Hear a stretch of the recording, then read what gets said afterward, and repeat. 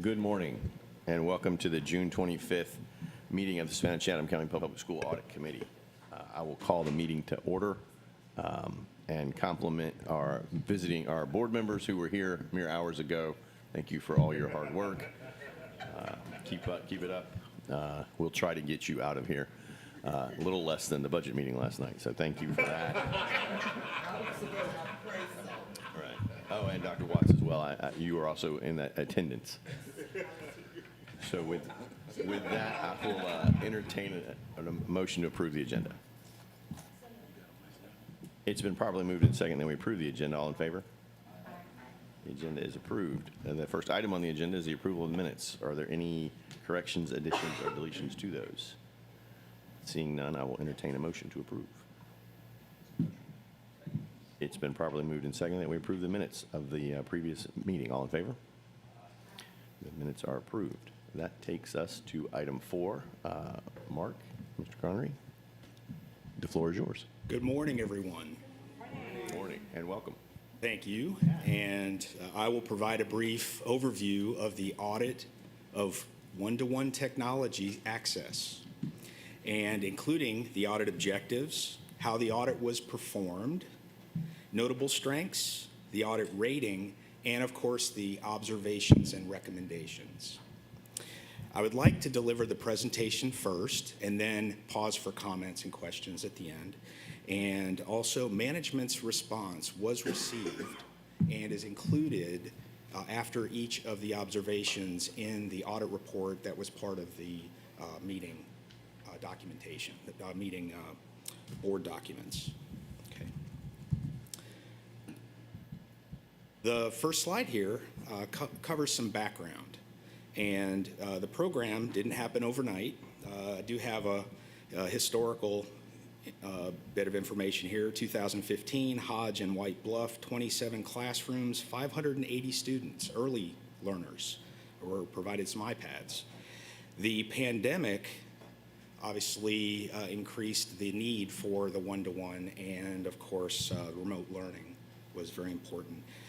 However, through all of that, there was an operational foundation that was created there, and that's what we have today. There are devices there's access, there's centralized purchasing support, there's school deployment, and technical support. There's also a shared responsibility, and before I go forward, I want to thank each of the chiefs for their time and during the audit and support, and Mr. Butler, as well as Dr. Barnes and Mr. Robinson, also Ms. King and Mr. Buckles. They were very helpful, as well as all of the schools that I was able to visit. The library, media, and technology specialists were very accommodating, and we had it was a great opportunity to actually visit, being new to the district, to actually visit and see the schools and meet, and also see the children. So that's why we're here. So it was a good experience. Although brief, but they were very informative.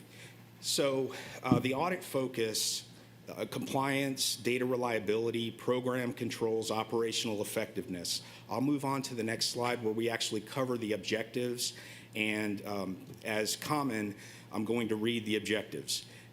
Determine whether the district is in compliance with applicable Board of Education policies and procedures and relevant federal, state, and local laws and regulations for district-issued student technology devices.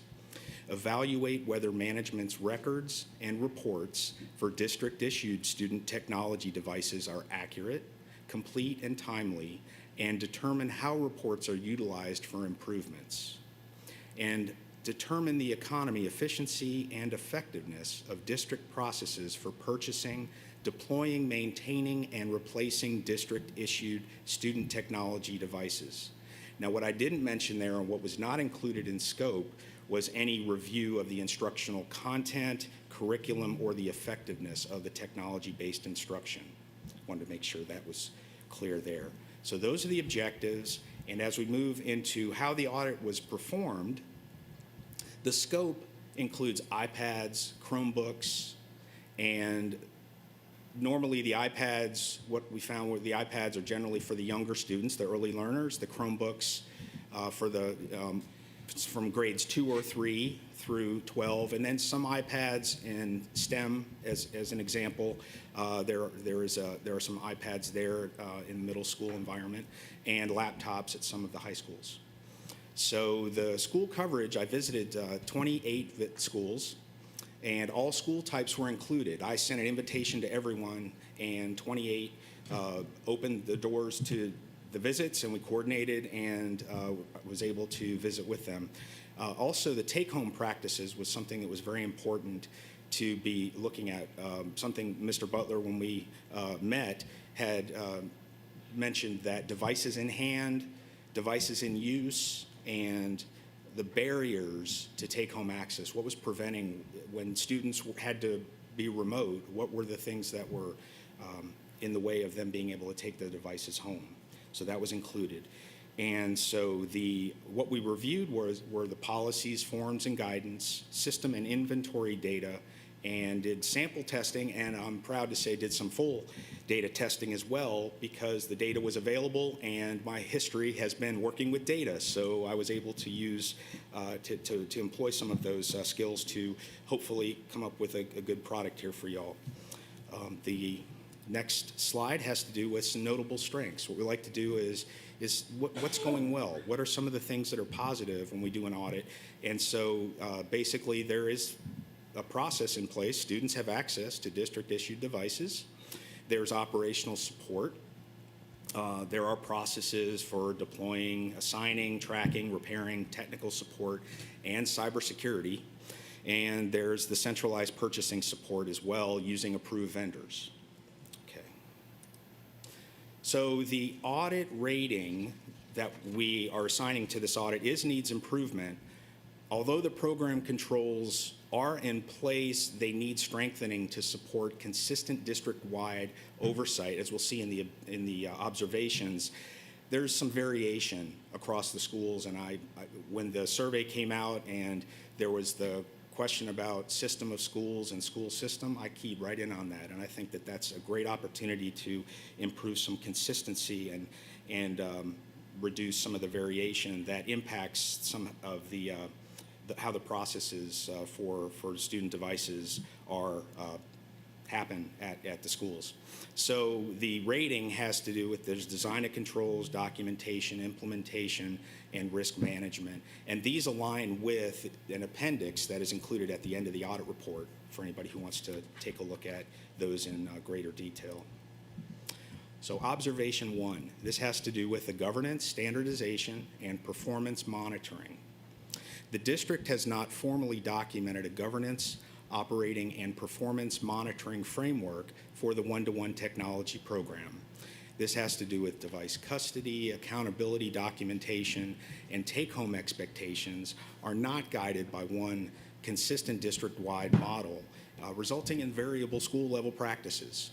And I got an opportunity to see those while I was out there. Site visits at 28 schools showed that there were differences in after school device access. 35.7% allowed regular use, while 39.3% did not allow take-home use, and 25% used limited or conditional approaches.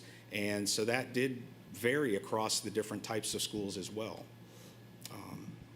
It wasn't limited to just one type. The district does not have a standardized district-level monitoring structure with defined metrics, reporting cadence, thresholds, follow-up, and escalation expectations.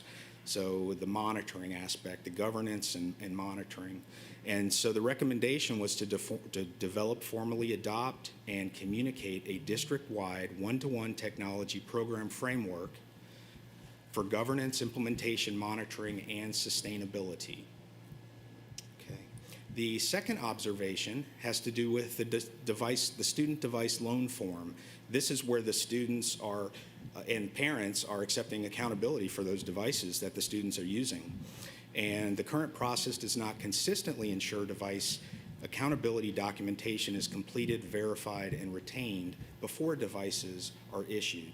So the form itself or the online, there's an opportunity for parents to acknowledge, like they do with the code of conduct when they're enrolling their students. And so there's that system process as well as the form, but the form is in existence for those that do not do that during the enrollment. And so testing identified that 49 of the 135 student records that were tested in the sample, 36% did not have evidence of a completed student device loan form or online acknowledgement, even though a device had been assigned, and 23 of the completed forms were signed after the device was issued. For a variety of reasons, sometimes parents don't sign the form or get the form back in time, but the students need the device. So that's a local decision, but I wanted to make sure and point that out. Schools use different methods to track the completion of that, including the paper forms, PowerSchool indicators, Resource Manager notes. Resource Manager is the tracking system for the devices. It was also historically used, and it still is used, for the library. So it was something that Follett modified to add for student devices for those schools that needed to be able to track asset management tracking. So the recommendation is to establish a standardized district-wide control process to ensure student device accountability documentation is completed, verified, and retained before or at the time of device issuance. And observation 3, data reliability, records and inventory compliance. Student device records are maintained through Resource Manager, related systems, and local tracking methods, but standardization and reconciliation controls are not sufficient to ensure records are complete, accurate, and consistent. And so what these numbers are showing are the assignment, those that did not have a device assigned to them, and then those that were not either using their device, using someone else's device, or they had a device assigned, but it had not been used, had not been logged in. We were able to, through the help of technology, we were able to get the data from Google Admin to be able to see if they in fact had logged in and when they last logged in. So that was interesting there, that there's some percentage, fairly, somewhat sizable percentage of students that fall into those categories. The last bullet was something where we looked at Munis. So we looked at the purchasing controls, and so I selected some purchase orders and looked at them, and one of the purchase orders showed that there was a fairly large purchase order, over 10,000 devices, and I was basically tracking to make sure that those devices were in Resource Manager, because when you receive the devices and you acknowledge it and you pay for them, you want to make sure that they're being tracked, of course. And so 802 of those I could not find in Resource Manager, so we asked management, and they were able to account for those through the vendor had worked through a process so that the vendor would keep those devices in storage because the schools were not ready to receive them yet. So they were not missing. They were just unaccounted for in Resource Manager. And so the recommendation points to reconciliation controls from not so much from a dollar perspective, from a device perspective. And so establish record management and reconciliation controls to ensure student device inventory, assignment, accountability, and utilization records are complete, accurate, timely, and maintained in approved systems. That was observation 3, and then... Just a second. Yes, go ahead, George. Okay, can you bring the slide back? So Absolutely. We are at 1-to-1, right, operationally? We don't have a child that doesn't have a device if they need it. There were 6,695 students that did not have a device assigned when I did the testing. So there was not a device assigned to them, but there are varying practices at the schools. So some schools do not actually assign the device, I learned, to the student. They assign them maybe to the teacher, or they have them in a location. So it's hard to determine, but there are devices available, yes. And I'll stop in case there's anyone else that needs to speak. I'm just asking. So we just have 6,700 devices that aren't assigned to teachers, or aren't assigned to students. But the teacher, but let's say like the kindergarten, I'm just trying to walk through. So the kindergarten teacher has the 20 laptops and 25, whatever it is, and they don't hand them to Johnny and Joey. Yes, that is correct. And Good I'm not morning. sure that Johnny and Joey need a laptop. I mean, I get it. Correct, yes. So in many cases, those teachers may have a classroom set, and if you think about it from a textbook standpoint, they may not assign that textbook to Samantha or Derek. But today, Samantha may get the device A, tomorrow she might get device C. So it's not assigning a specific device to a student. Okay. And we don't have any risk because Samantha and Derek aren't taking these home. In like some cases, technically- they are not taking those home if if it's a classroom set of devices. Okay. So my question is, if both are working, do we need a policy that gives the principal that flexibility, or is this? Well, Well, I was going to say, I don't know that we need a policy. I don't think. That's kinda where I'm at. We That's need kinda where I'm- that. right. I think we need guidance and structure so that there is a consistent practice across all schools. I've asked our technology department next year to do kind of a reset of our one-to-one, because I'm also of the mindset that I don't know that we need to be one-to-one K-2. That's K-3. Right, yeah, Right? that's where, I yeah. think it might be okay just to have a class set that is never issued, or half of a class set. Developmentally, I don't know that it's appropriate for every student to have a device issued to them. So I just think we need consistency. Okay. Are there any other questions? Thank you. And pause me if I need, yeah, I know I wanted to go through, but absolutely, if I'm there's something glad that important. we know where the 802 devices are. Okay. That's good news. Yes. The last observation, 4, and then there is the other matter I'll mention as well, but this one has to do with the life cycle planning and replacement oversight. So the district has a technology funding framework. There was an audit in 2017 where the recommendation was to develop a framework, and there was a framework, but it does not provide a sufficiently detailed and current plan for student device replacement, retirement, and long-term life cycle oversight. So what we did was we looked at the devices and the year that the device was purchased and looked at that. And for Chromebooks, the practice has been 5 years, and iPads is 4 years. Of the 35,296 Chromebooks that were looked at in available or checked out status, that is a code that's in Resource Manager that shows that is either available to be checked out if needed, or it has been checked out to a student. 10,176, or 28.8%, were more than 5 years old. So what's important about this, though, is that it shows that multiple device generations remain in circulation, but it does not mean every older device is unusable.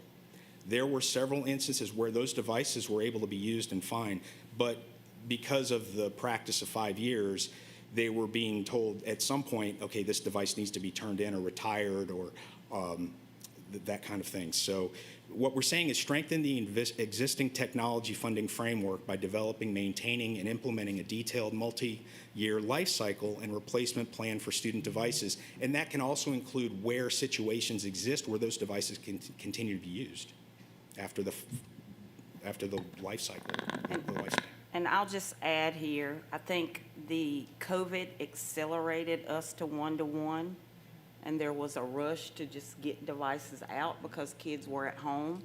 So a lot of these foundational pieces at that time were not put in place because the focus was on the kids are at home and they need a device, right? So I would also like to say that it was advanced this year from our technology department to do a refresh, and I hit pause on it. A, for budget reasons. That was the conversation from last night. And 2, because I want us to have a vision for who gets a device, we need a whole plan. And that is actually what I've asked the team to do next year. So the pause was hit. I agree with the recommendation, and I do think this next iteration of deployment will be a lot stronger because we're not in a COVID environment, just trying to get the devices out, right? So I think some of what you're sensing right now is just actually residual from COVID. Okay, so then there was one other matter, And that had to do with the cybersecurity filtering platform. Student Keeper, as we see on all our district devices, runs on the computer, on the laptop or the computer itself, and Content Keeper's in the background, actually managing the filtering process. What we looked at there, through meeting with the leaders that manage that system, that opportunities do exist to strengthen the review and approval controls over the system configuration, filtering rule changes, and blocked content reports. It comes very well out of the box. I mean, it's ready to go. You just do, but there are a lot of settings, a lot of things that need to be done. I know Mr. Robinson's very well aware of that. And so what I asked, or what I was looking for, was, is there an approval process for those changes, and for the reporting that exists, because it's a plethora of reporting as well, what's the cadence, what's looked at on a daily basis, and that still needs to be defined.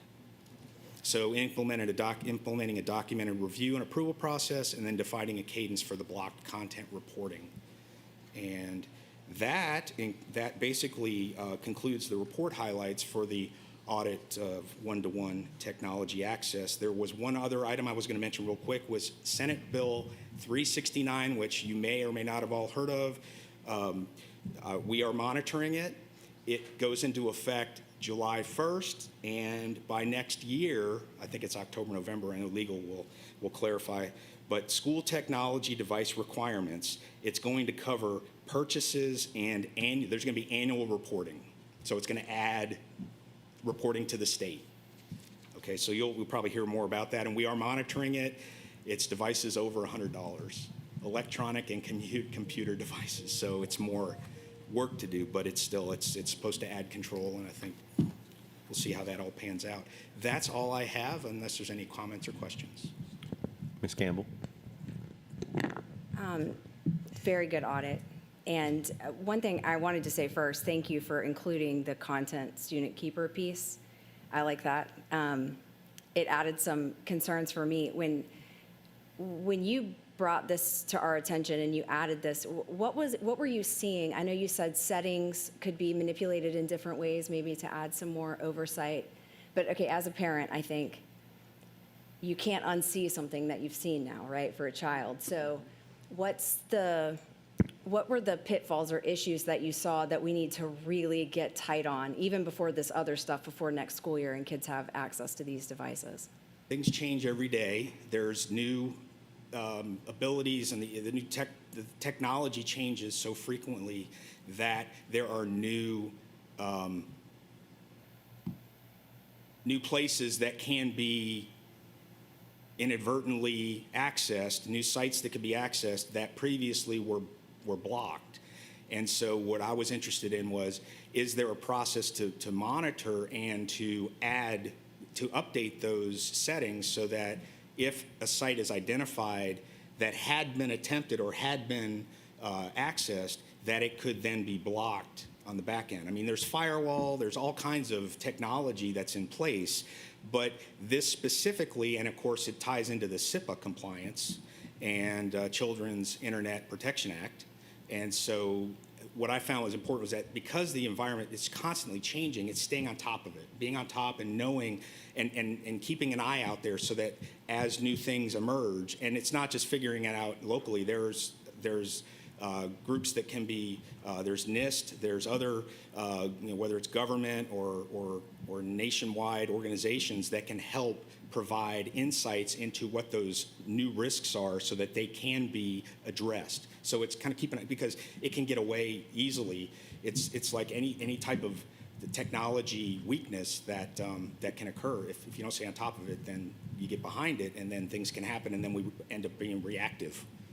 Is there a way to that if a child being even like a teenage boy, okay, or girl, if they try to access a website that has been blocked, but they do attempt to access it, is there a signal that can then be sent to, say, the school administrator or chief of technology, where you can then reach out or let the parent know? Is there some sort of oversight we can give in that way as well? Well, we will have data that can tell us if a child has attempted to go to a website. We have not set up notifications so that it can alert those. In the new system, hasn't been that sophisticated as of yet. But with our new system coming aboard, we intend to have those notifications in place. Just to say, we are referencing Student Keeper, but just for everyone's reference, we are bringing aboard a new content system by the name of Securely that has those capabilities in there. So just to answer your question. Awesome, thank you. Yeah, that would be a priority for me personally, is just knowing that we have those things documented and then we know which ones to block, as you said. The other question I have is more, I guess, for the team going forward, because we've talked a lot about this at board meetings, the efficacy of use, and Dr. Watts has been very forward-thinking on this and already discussed this with us and publicly, but do we need one-to-one for kindergarten? And we never really got to do that because we had to rush out the one-to-one for COVID. Totally agree, that was reasonable. But now we're trying to rein it back in, not just from a budget standpoint. For me, it's also, we're seeing a lot of negative effects with so much technology integration into classrooms. While we want our students to be future ready, we also want them to be making connections, creating their handwriting and thinking skills and all of that. So are we planning anything like that? I don't know if that's an audit thing or just a team. I think it's a vision that we need to collectively sit down and plan and be intentional and thoughtful, taking into consideration all the things that you just said.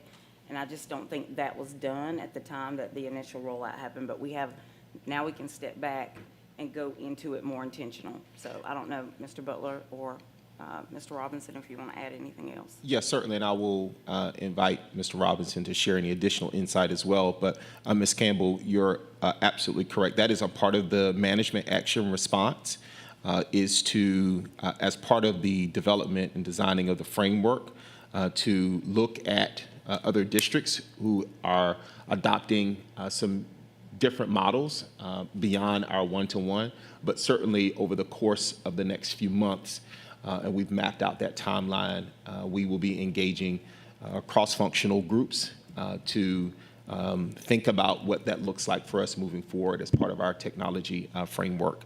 There will also be some policy implications for IFBG, so we'll be bringing that forward as well for further discussion.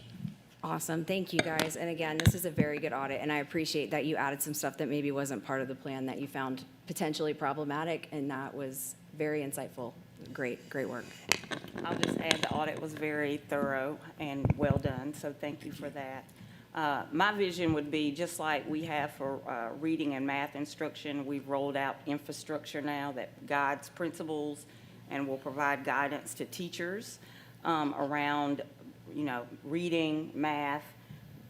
Technology should be no different. There should be specific criteria, expectations, and guidelines that are rolled out that everyone is expected to follow to give our students a baseline educational experience. So that would be same vision I would have for technology. I think that's right on. And there is a lot of debate in the education space about one-to-one right now. And did we, to your point, go too far? And now we might need to carve back. So it's good that it sounds like the district is thinking about it, and that's a good sign. So with all that being said, I will, Mr. Moss? Yes. So just to compliment, I love how you started your report by recognizing our staff and recognizing the schools. The relationship between internal audit and our staff and our schools is really important for our schools and our staff to understand that you guys are not the gotcha agency, that you're there to make things better for them. So I really appreciate it, and welcome. Thank you. I'll entertain a motion to accept the audit of the one-to-one technology access. It's been properly moved and seconded that we adopt the audit of the one-to-one technology access. All in favor? The audit is adopted. Ms. Underwood?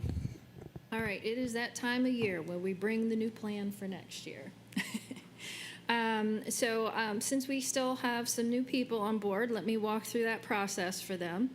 So, we just don't pull these out of the air. There is a risk assessment procedures that we perform, and that is found in your documents as well, but hopefully it is on your screen. So we acquire this information from a various amount of resources. We watch board meetings. We listen to what the board members are saying, what the public comes to speak about, but we also interview directors, chiefs, employees if they're willing to be open and share with us.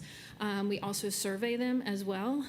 We took a different route this year, which I thought was some great feedback. Usually we use the word, where do you find risks in operations instructional? Well, we switched it up a bit. We said if we could give you the key to internal audit and you could audit for a year, what would you audit? And we got some great feedback on that, and I think I will move that forward again for next year. So with that, that's a little bit of that, but we also have to do what auditors do, right? We've got to look at the funding, the budget, the amount, how much percentage of the budget was spent.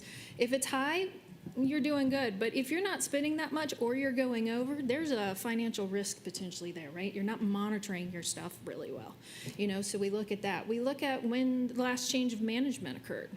Right? So one, if it's a new manager, it's always good to offer, hey, we can look at this for you, right? Give them a snapshot to support them. But sometimes too, as leaders are there for long periods of time, things can get a little loose, right?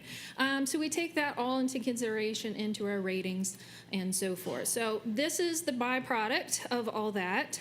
And just to keep everybody on focus, we do not do financial statement audits. Those are external auditors. That's what they conduct. Nor do we do regulatory audits. Those are what our state monitoring and federal monitoring teams do.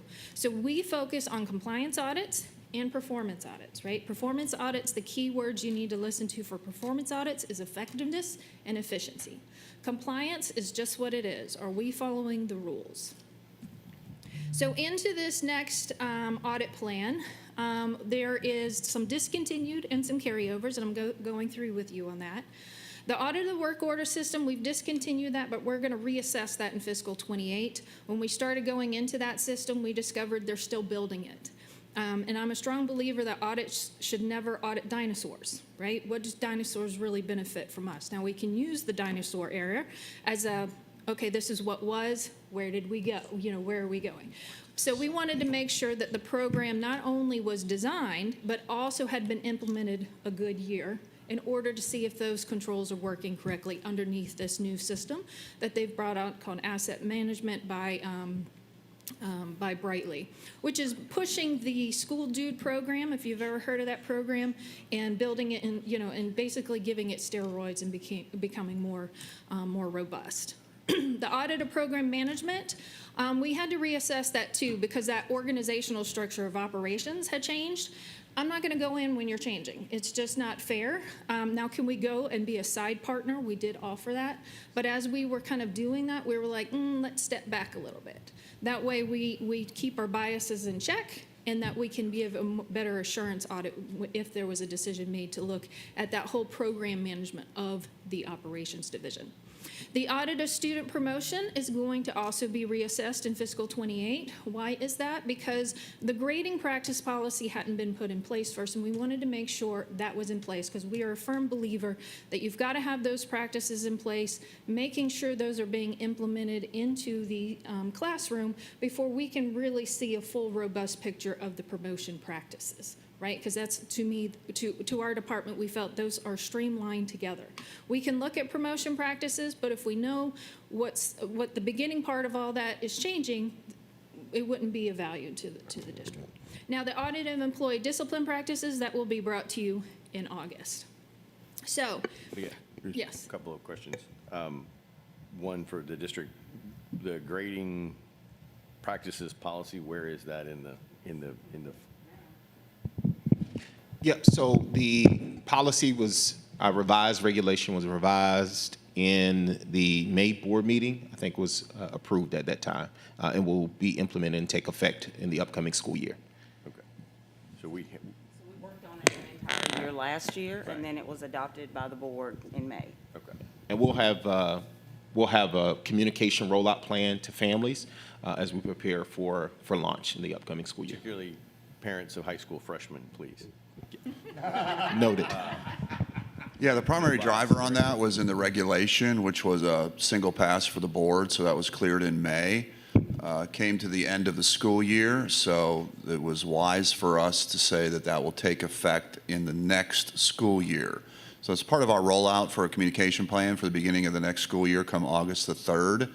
Also important to note, as Ms. Underwood stated on that promotion component, as you're following HB 1193, there is a lot to unpack in that legislation, and it lays out some new assessment tracking on what is called student readiness for movement from kindergarten to first grade and first grade to second grade, and that is going to be tiered out in a phased approach as we understand. I will say there's a little confusion right now because the way that law was written, it speaks to boards of education having to have policy in place on July 1st of 2026, but there's no guidance from the state. In fact, the state just met under the during GSBA, and they had the state board meetings here in Savannah, and the committee met, and they came out with an opportunity to lay out some policy guidance and language in that area, but it's subject to 30-day comment period from the public. So you'll never meet a July 1st deadline. But when you get into the details of the way that is written, we are seeing it really as tiered toward other districts that don't have current policy in place for IHE promotion and retention, which we do here in Savannah. We always have, and that is something that the team has been flagged in tandem with the grading policy to take a deep dive in. But now we'll have to cross-section it with the new implications of HB 1193. So a lot is going to happen in that realm of our work in the next year. Okay, thank you. And then on the audit of program management, I did notice from last night's meeting that we're going to spend $181 million in East Blast. We'll talk about that. Okay, I hope we will. All right. There's Thank you. another audit down there for program management. All right, thank you, ma'am. That's a lot of money. All right, so for those who have seen our audit plan before, it's kind of switched this year. Typically, we do more performance audits than compliance audits, but we wanted to switch the narrative this time because the 3 performance audits that we are conducting, performance audits can take 2 to 3 years. 2 to 3 years. They feel like 2 to 3 years, but they usually take about 2 to 3 months. Right, and the 3 that we have chosen are going to be very intensive, and so we want them in cross department. So we want to make sure we have the time, the budget people time, and resources to make that happen. But we did rev up our compliance audits a little bit. Dr. Barnes has tasked the internal audit department, which we gladly accepted. Of the business process reviews, we are now doing all schools. In the past, we would only do it if there was a new principal or if we hadn't been there every 4 years. So those business process reviews we'll take a dip into our time resources, especially this first year. We're going to consider this our baseline to see, how long this will take us to do. But I think the outcomes of these business process reviews will also help impact where we can improve training to these staff as well as support to principals in holding these people accountable. Now, the other thing that we're doing with business process reviews, when you see we are being more intensive in student activity funds. What we have done is each year the external auditors conduct the financial statement, but they also do agreed upon procedures of some student activity fund areas. What we've done is we have taken those areas that they audit and we have added it into the business process review. So it is definitely more extensive in nature for our student activity funds within the business process reviews. In addition, so as you can see in compliance audit, we're really focusing on student activity funds. We are also going to look at the concession process. The concession process is one of the places where risk can happen for theft, as well as moving costs that do not adhere to procedures. So we want to make sure we put a focus to make sure they understand the concession process because it is a little more complicated than the basic controls of just collecting the funds and expending the funds. We were requested to look at summer purchases. There are some additional rules that happen over the summer with student activity funds. So we want to make sure those practices are in place and to support finance in that area. We're going to look at the audit of supplemental pay process. This is a two-department process, and we want to make sure those are streamlined. There are some risks that have been brought to us via survey as well as interviews, the concern of the justification of the supplement, as well as the automated to manual processes. Will you please define supplemental? So supplemental pay is that additional payment that is provided to employees. It can be for various reasons. It could be extended day, it could be extended year, it could be, a host of different reasons that we're still learning ourselves. So I can't speak to everything. Maybe can anybody lift the other areas where supplemental pay is provided to our staff?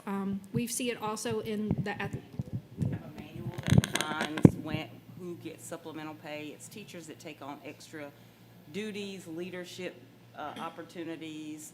They lead, maybe, I don't know, Derek, give us some examples. Yep, so we have our academic supplement plan as well as our athletics supplement plan.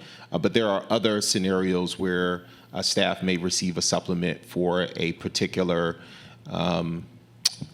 instructional priority or program that they're leading. But we do have our department chairs who receive supplements, our site-based coordinators, whether those are our SPED or our MTSS coordinators. So those are examples. Our performing arts teachers also receive supplements, so those are some That was the examples. question, yeah. Okay, all right.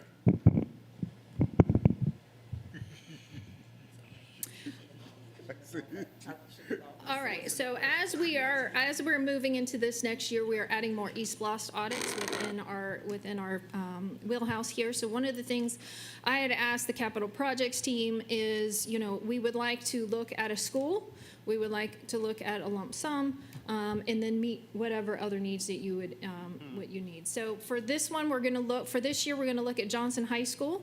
And so with that, we're going to look at all the contracts that were involved with that. So just so you know, when we do contract with East Bluffs, we also go down to the subcontractors just to let people know. And if you've ever done with construction and contract compliance, you know the importance of making sure we get down to the subcontractor level. So we will be looking at that. We'll be looking at the audit of promotion practices at the Board of Ad PD. This was at the request of a third-party audit, so we will be looking at. We will also look at the East Bluffs Audit of Program Management contract. Now, this was at the request of Capital Projects. We are hiring a new program management vendor, and so this is really more going to be a vendor contract performance review for in their first year for Capital Projects. We are going to look at the audit of hiring practices. Again, this is to support the changes that were made in that audit of HR activities that we had conducted a few years ago. This is to make sure those are practices that they have put in place are in implementation as designed. And we're also going to touch on technology this year in the sense of just looking at technology access controls. These are the basic controls. For instance, when you become on as a new hire, there should be some rules in place on when you get your email, the timing of that email, what access you should have, or when you leave, when you should no longer have access to that email. We'll look at that. We'll look at, do you get access to programs prior to training? And, or is there a training process that has to occur before you get that? And so those kind of controls we may look at more, and that will only be contingent on the needs of the technology department. Any other questions for the compliance audits? All right, our performance audits are the audit of the athletic program. This one's going to be really extensive. We're not only going to look at the financial support of that, we're going to look at how the finances are controlled. Is it at the central office? Is it at the lower level? Are we meeting the needs of that athletic program? We're going to look at the equity of those athletic programs, who has what and why. Is there a structure for that to see if that exists? We're going to look to see if it's effectively managed. What does that mean? That means from the central office all the way down to the athletic director and so forth. So we're going to look at that piece. We're also going to look at making sure that, the program is designed to not only grow the student athlete, but also to protect the student athlete, because there's a lot of rules that go behind that as well. And I know this was questioned of me, are we going to look at stadiums? Stadiums are part of this athletic program. They are a huge source, a support source to the athletic program, so we're going to look potentially in the utilization of stadiums, and are we maximizing that resource? Any questions on that one? The next one is the eSPOS audit of communication integration. This will be designed to determine how this communication integration, how the funds were planned, and then how are they being spent and monitored, and how are they being delivered as intended for their operational benefits. Because there's multiple facets to this communication integration. I think some have heard the button, the safety button. So we're gonna, try to see if that's being used or how it's used, the acceptance also of that tool. And we're also going to look at the cameras in the classroom, how they're being used. And we're also wanting to use this as to support the the structural excellence in the school leadership as they're building this new vision of the classroom. How can this tool be utilized into this new classroom? And what are those barriers? So we want to support them as well in that. Any questions? The next one is an audit of FTE scheduling. This one, what we'll do is we're going to design, this is designed to make sure that the FTE schedules are accurate, supported and approved and consistent with budgeted staffing levels. We're going to identify discrepancies between scheduled and approved FTEs and determine whether scheduled changes are properly authorized, and assessing whether controls are in place to prevent staffing, payroll, or budget errors. Because as we know, this is kind of the budget, the funding source in a way for us to get funds into our next budget for the next year. Yeah, are these generally the order in which you're going to perform the audits this year? No, Okay. no, not at all. Not at all. Thank you.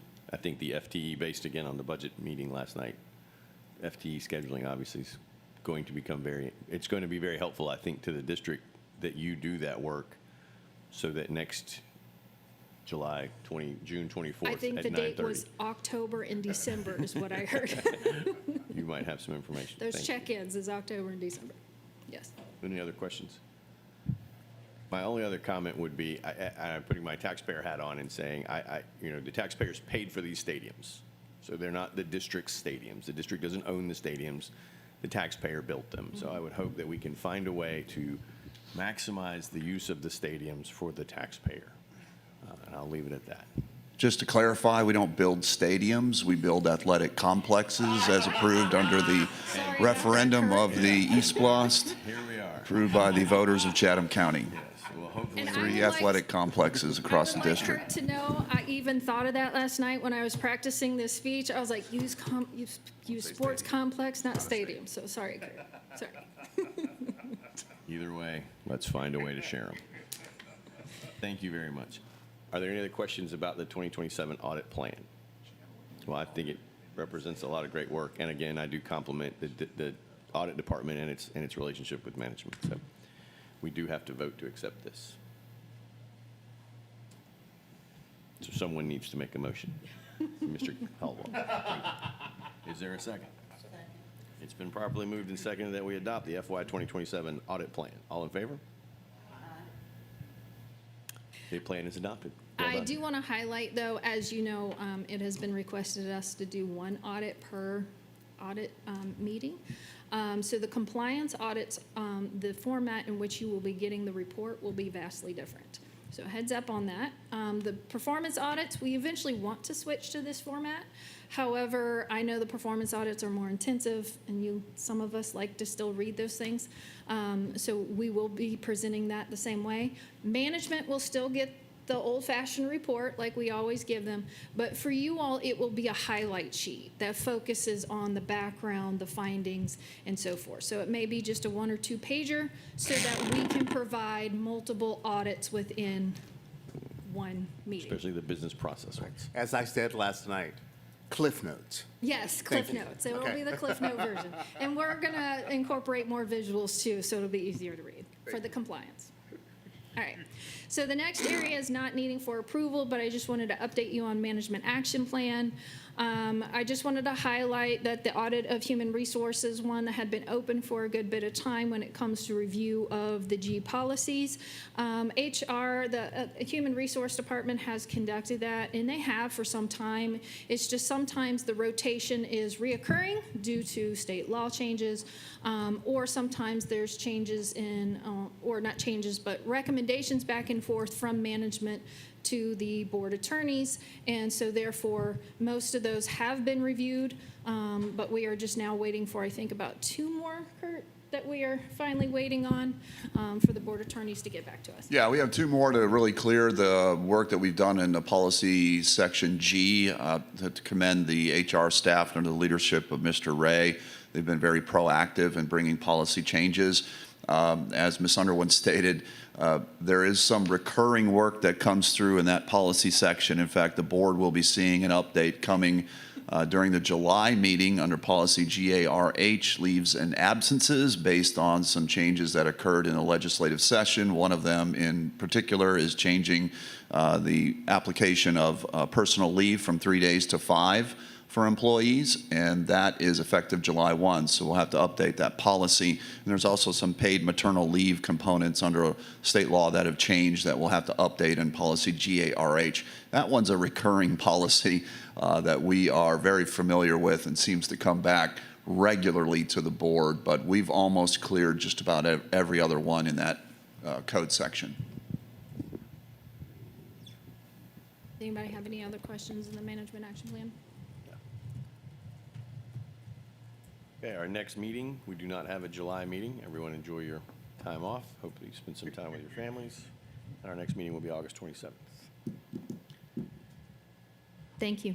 Thank you. If there's nothing further, I'll entertain a motion to adjourn. We are adjourned. Thank you, everyone.